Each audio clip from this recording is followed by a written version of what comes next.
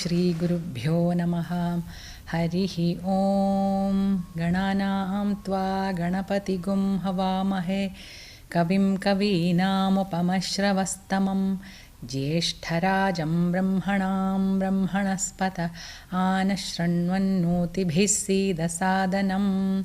Shri Mahaganadhipataye Namaha. Sadashiva Samarambham Shankaracharya Madhyamam Asmadacharya Patyantam Vande Guru Paramparam. Namaste.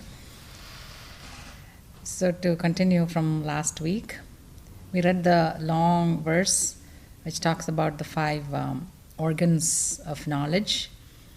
It talks about its function and also talks about the deity behind it. Yeah, okay. So, Shrotram Tvak. So he's listing the five organs of sense organs, okay?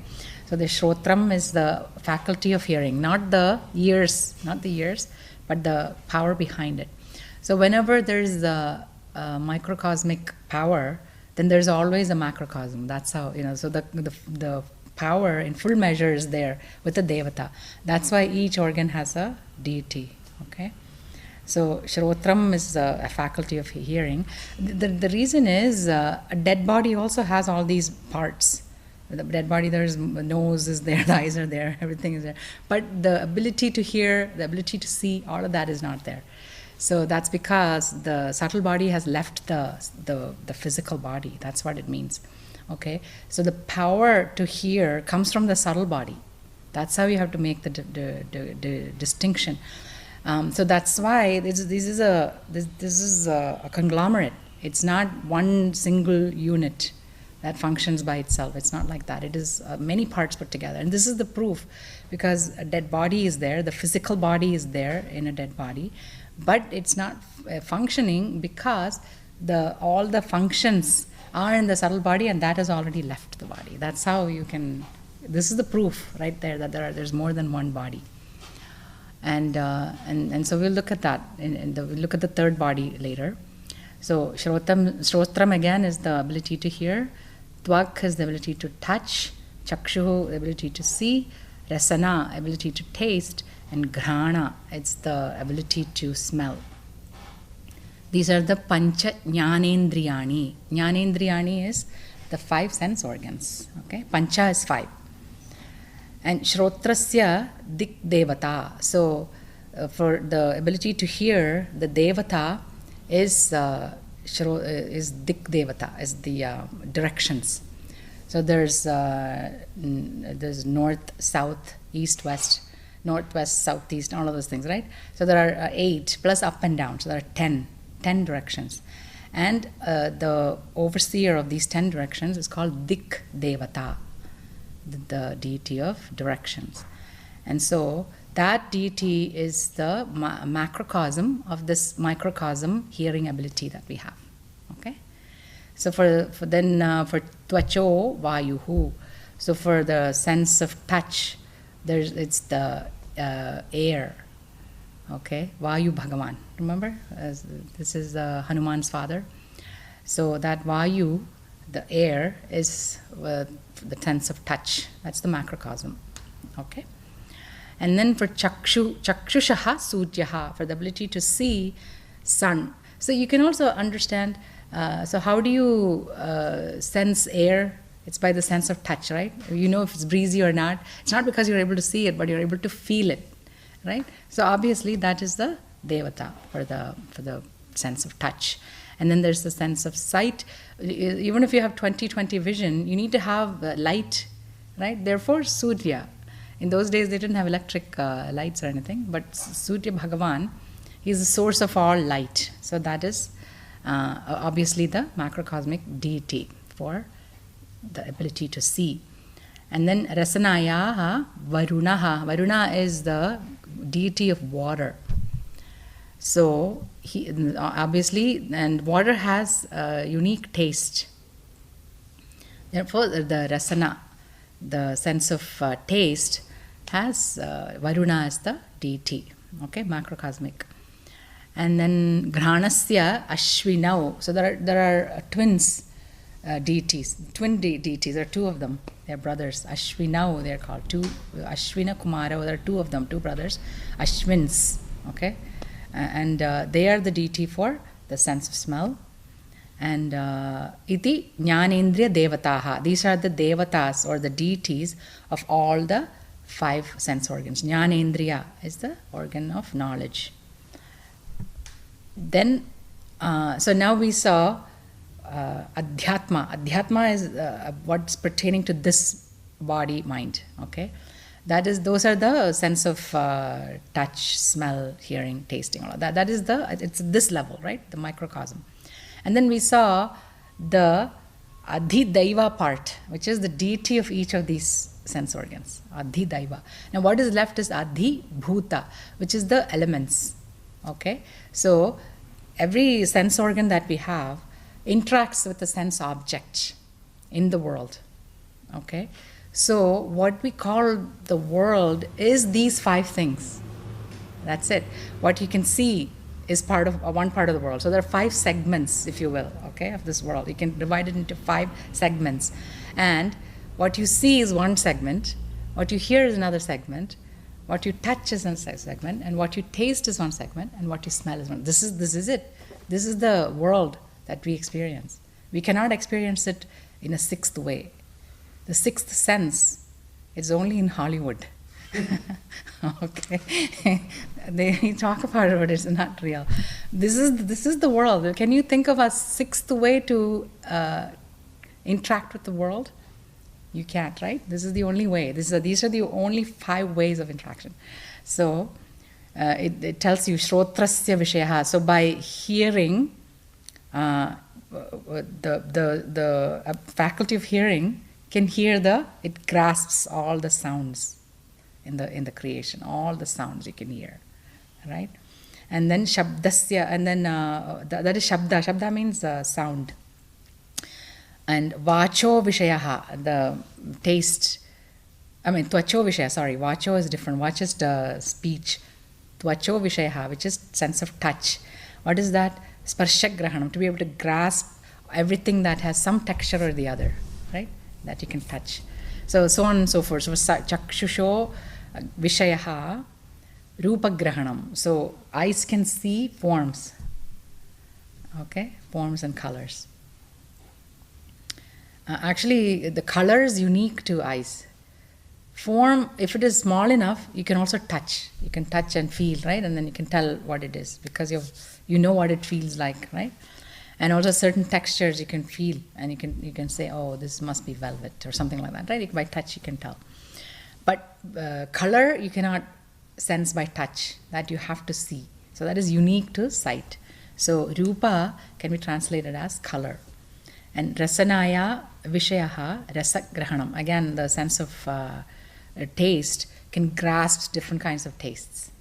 So even by tasting, you can tell if this is good or not. Sometimes you can taste and tell this is not good for me, right? It may have gotten spoiled or something, and you can sense by the sense of taste.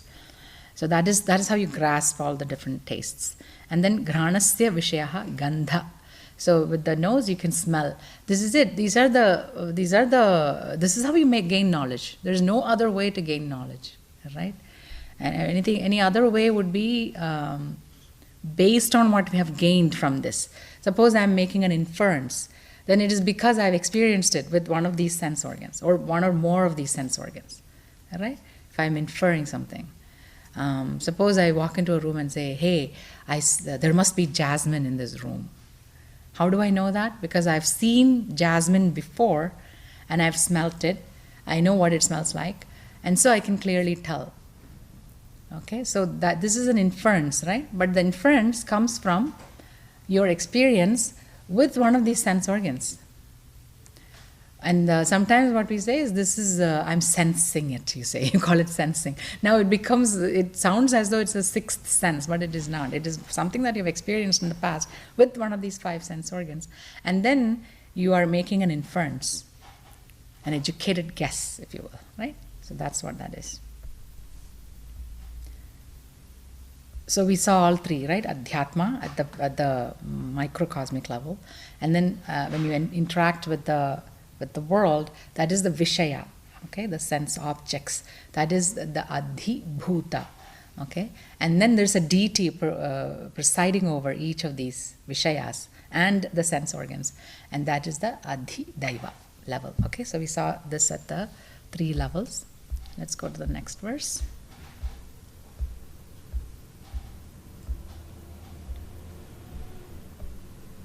So now these are all simple to understand, right? We think that we should be able to understand everything right off the bat. Okay, I want to address that a little bit before I continue. So if we go to a university and enroll ourselves in a physics, for a physics course, and then we sit in the class, and the teacher is very good, and teacher is able to communicate what's in the text, right?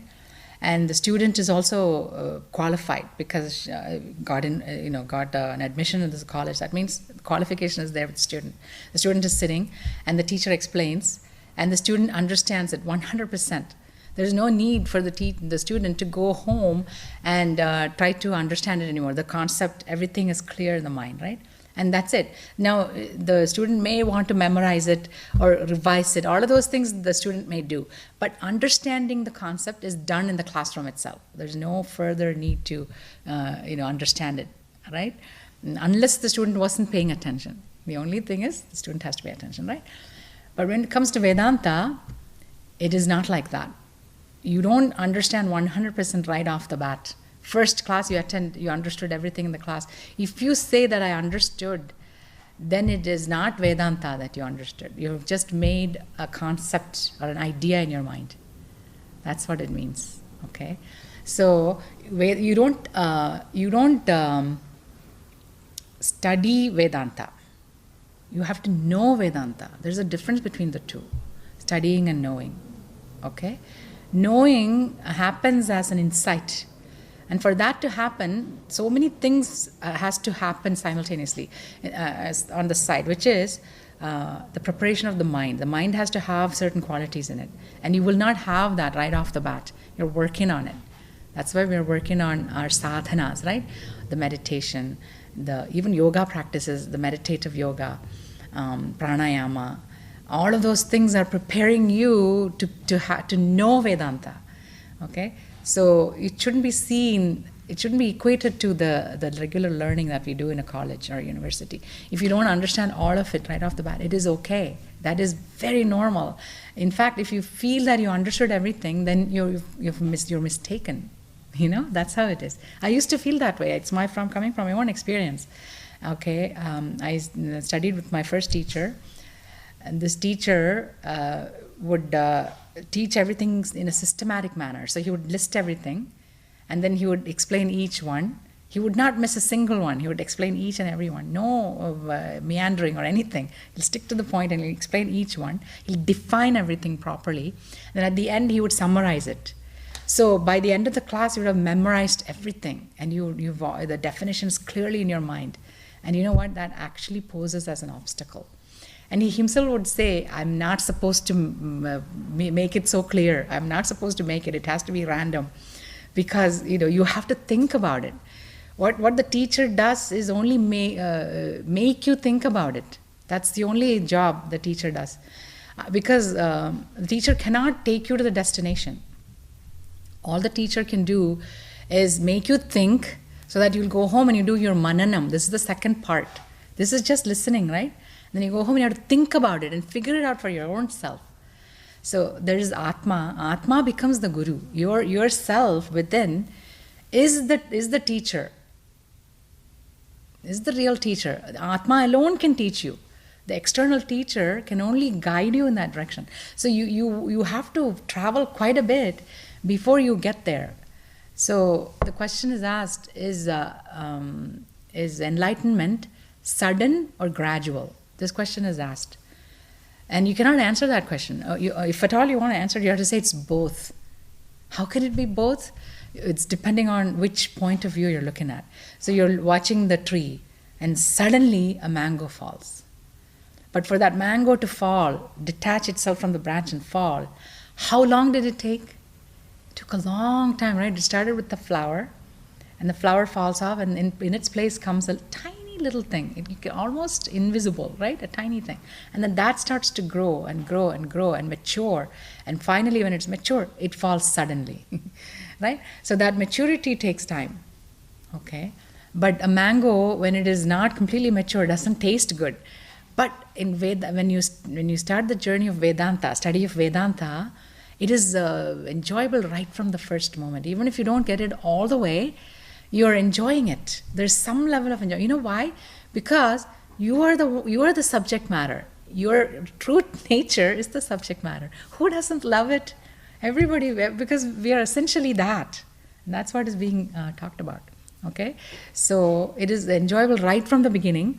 So don't expect to understand everything clearly right from the beginning. If you do, then maybe that's not the right thing, because chances are we're forming ideas and concepts, and that we don't want. We don't want that. What we want is to really know. Knowing is what it is. So knowing versus studying. There's a difference between the two. Okay? So we're not trying to accomplish studying. We're trying to know. Okay? And that takes time. And right from the beginning, it's enjoyable. All of that we have to remember. Okay? So what happened is, in my own case, so all the ideas and concepts were there, but then the benefits of gaining the knowledge will be talked about at the end of the any text that we take up. You will find the benefits of having studied this. So that's when you get to see, okay, do I have the benefits of studying this?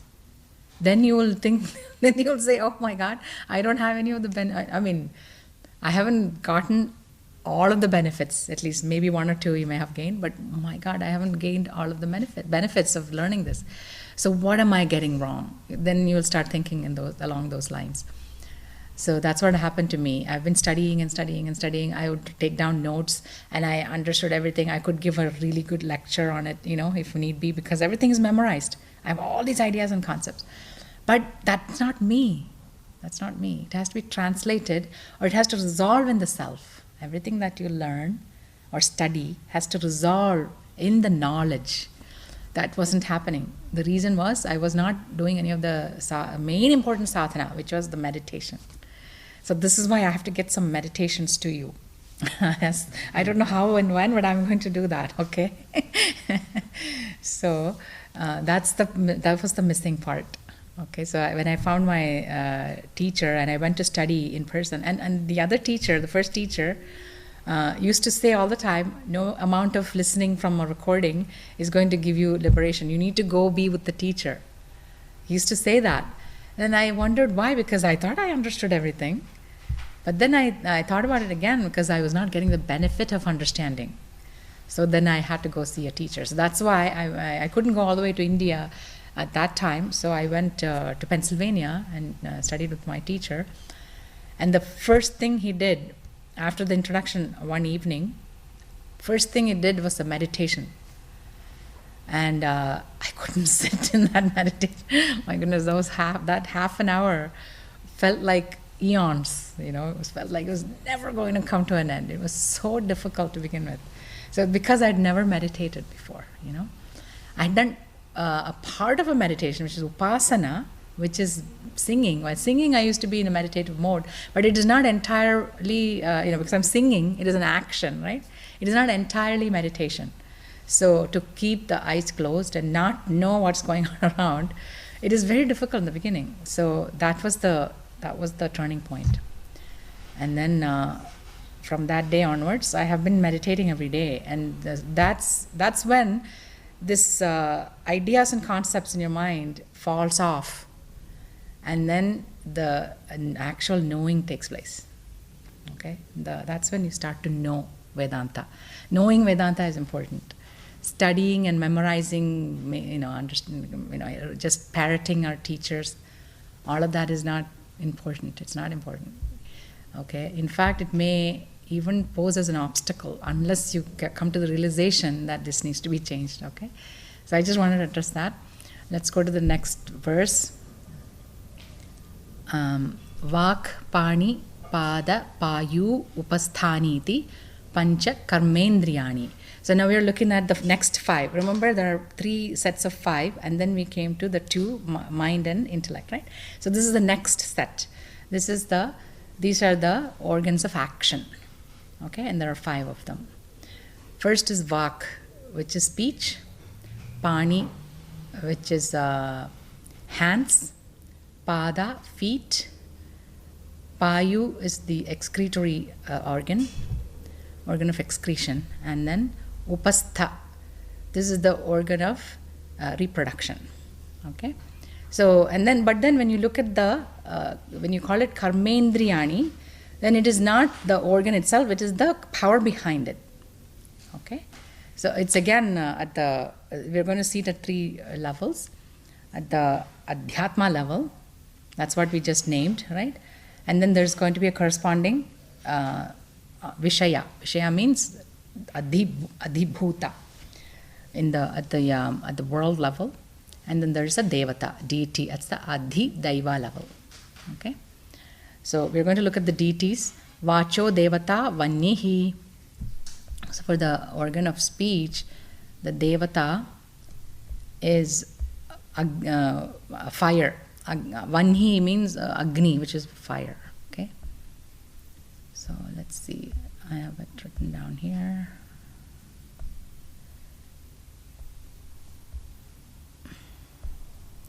Organ of speech. So it is the golakam. Golakam is the body part, but it's the power behind the part. Okay, that's what we're talking about. So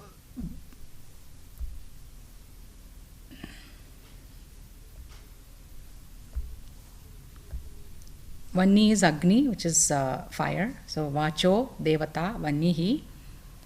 Hastayoho Indraha. So for the hands, it is Indra. Indra is the Devata.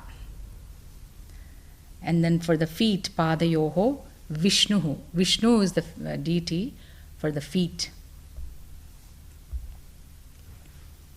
So in this context, in India, when they go to their spiritual teacher, they touch the feet of the teacher.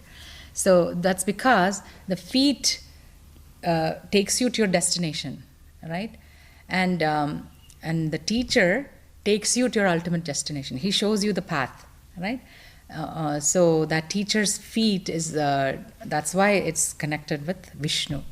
So Vishnu will take you to the destination. So the feet, although you're touching the feet, you're actually touching Vishnu. That's how it is. That's why Padayoho Vishnu, the deity for the feet is Vishnu. Okay. Then Payoho Mrityu, the devata for the excretory system, is called Mrityuhu. Mrityu means literally means death, but it is the god of death called Yamadeva. Okay, so if you look at it from the macrocosmic point of view, Yama is the one who takes away the old, right? He removes the waste, because when somebody is really old, a body is really, really old, it cannot function properly, right? There's a lot of pain in it. And if this body continues to live, it's going to be has to endure a lot of pain, right? So Yamadeva comes in and removes the waste. His job is the toughest job, because when he performs this job, everybody gets sad, right? People around this person get sad. But he is Dharmaraja. He's called Dharmaraja. He's the most righteous god, if there is such a god. Okay, because he never misses it. He doesn't take somebody away prematurely. The time is perfect. Every time he comes, that is the right time.